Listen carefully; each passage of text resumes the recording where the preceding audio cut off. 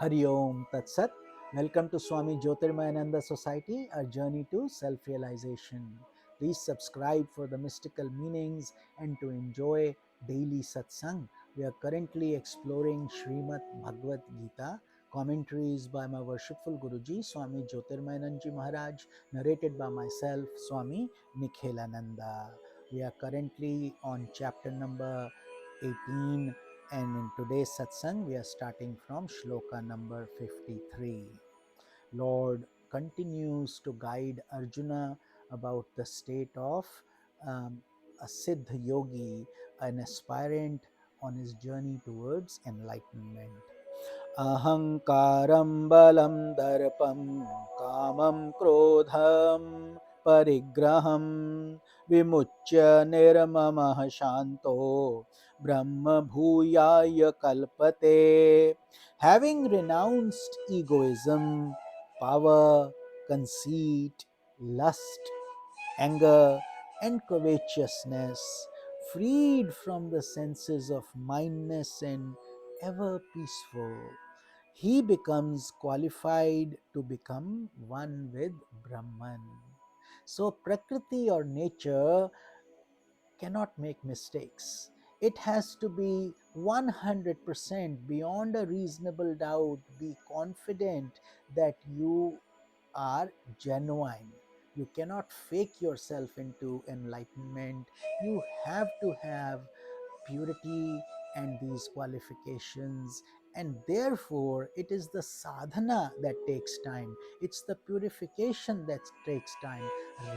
Enlightenment is not hard, it's already there. Nothing new is created in enlightenment, it is simply revealed to you. Something that is your essential nature is revealed to you, but we have put in so much muck, so much impurity, so many lives, so many embodiments, so many obstacles we have created, that our sadhana is simply undoing those things that we have done over several lifetimes.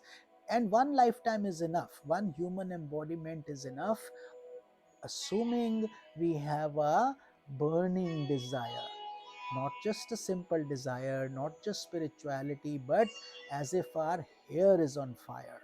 If that's the case, then that becomes our primary goal, and then uh, you will view world as secondary and God as primary. When that starts to happen, then everything becomes divine.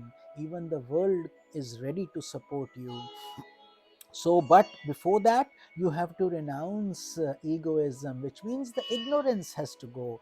This whole entity of my ego, my power, my anger, my lust, covetousness, I want to hoard things, it is me. Who is this me? Who am I? We are nothing but part of that divine energy and consciousness. We are here for a little time, and then we again, like a potter's pot, we are molded into mud again, and we are recreated, reformed. So therefore, but yet this illusion is not easy to get out of, and that this is what is called maya, power of illusion. And this is what God is saying again and again. If we can become free of these things of mindness, and then we are ever peaceful within, meaning peace should be our essential nature. Sat Chit Ananda. Sat means truth, Chit means knowledge, and Ananda means bliss. Knowledge, wisdom, and bliss is our essential nature. And so, existence, knowledge, and bliss. We all want to exist, we all want to know, and we all want to be happy, isn't it so? Doesn't matter from which species you belong to, or which religion, or cult, or caste, or ethnicity. All these are common in everybody. So, therefore, God is saying he becomes qualified to become one with Brahman, such a person. So, obviously, as you can see, not that these things are hard to do, it's just that they take time.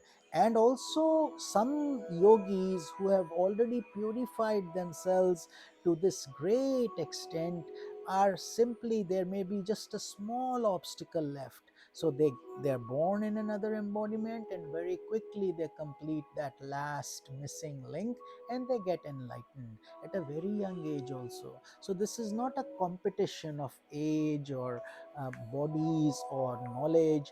It is simply revelation of your entity of who you truly are. So this is, as you can see, these shlokas are now, as we are approaching the very end. This chapter has 70 some shlokas, and we are already on 53. So soon we will be completing this mystical and beautiful scripture, worth listening again and again, worth memorizing these shlokas and then living them in our daily life. This is the essence of the Upanishad, as Lord Krishna has pointed out. So, moving on to Shloka 54, Brahma Bhutah Prasannatma Na Shochati Na Kankshati Samah Sarveshu Bhuteshu Mad Bhaktim Labhate Param. Having become one with Brahman, the Absolute, endowed with purity of mind, he neither grieves at the loss of objects nor desires objects that have not been acquired. Beholding the same self in all beings, he attains supreme devotion to me. So, in this shloka, God is explaining the joyous journey of an enlightened sage, the stage of where he starts to see everything as Brahman. He sees God in everything and in everyone. He himself feels that, and he has purified his mind. That's why he sees that way. Otherwise, this world is what?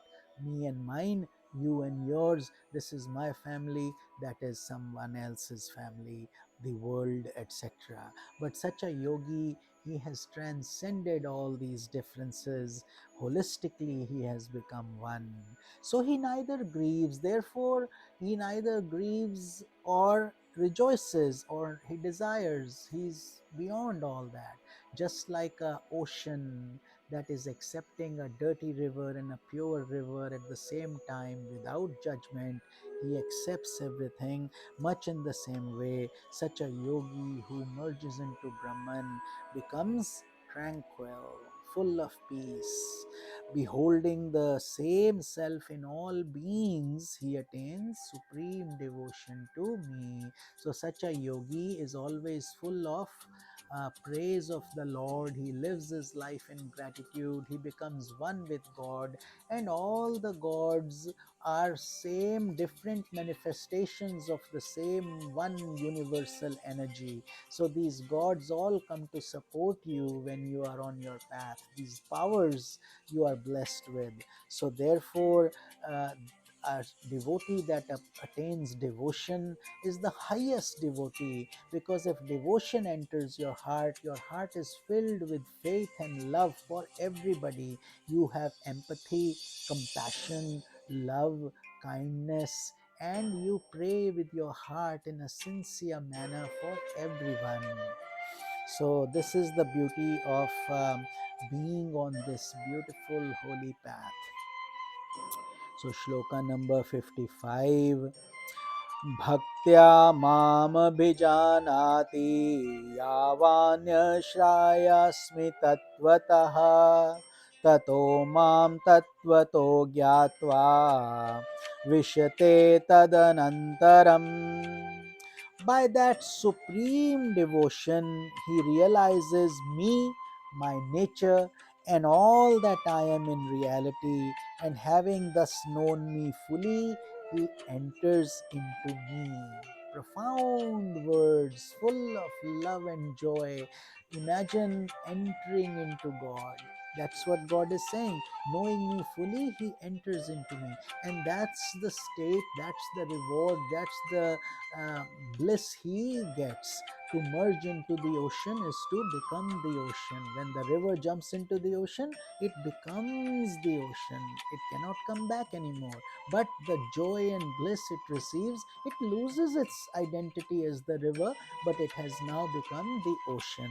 Much in the same way, we, those saints and sages, and yes, every one of you, we are all entitled to this treasure that God has opened for all of us, but very few have the inclination or the belief or the faith or the surrender to go after it with full faith.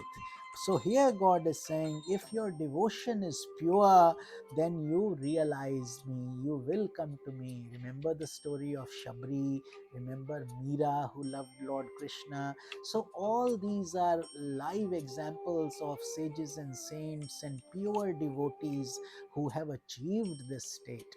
So he says, my nature and all that I am in reality. So such a devotee is now wholly in synchronization with God's thinking, his breath, his plan, his creation.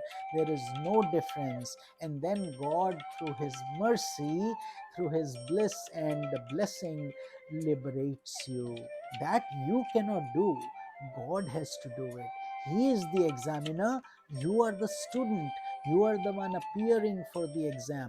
Once you pass it, once you qualify with good marks, needless to say, you will be qualified to enter into the kingdom of heaven. We call it bliss, absolute God, no more birth and death, no more cycles of reincarnation, etc.